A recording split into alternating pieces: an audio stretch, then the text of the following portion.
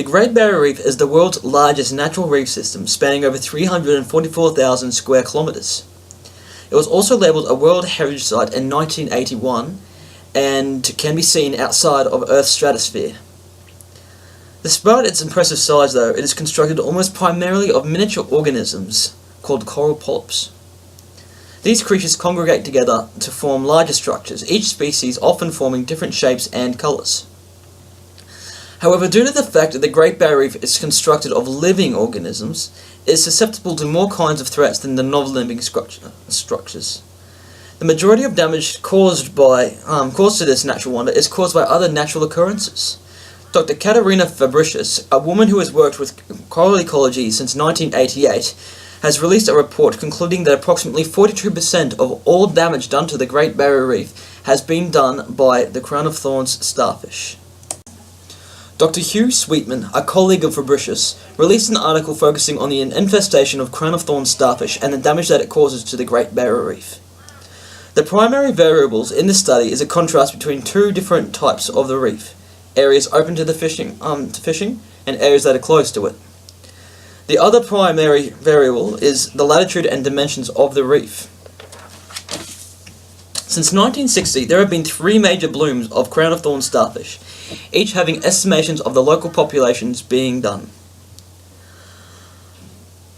Sweetman has organised these areas and separated them into open fishing and the closed fishing categories.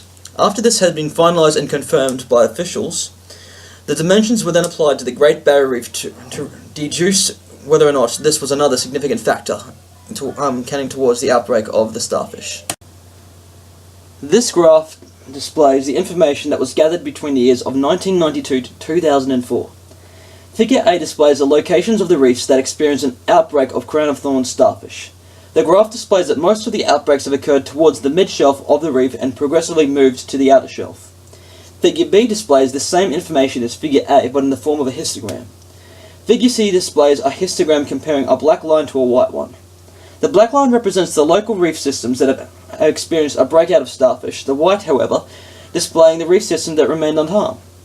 The first lines show the results of the fishing allowed reefs, and the second one shows reefs that are closed to fishing.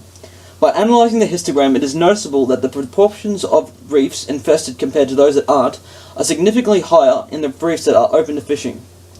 Figure D further corroborates with the data, but includes reefs from the inner and outer shelves.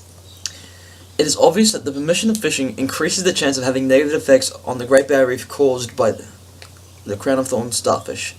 Fishing reduces the predation on the starfish, allowing for larger amounts of them to live longer and consume larger amounts of coral.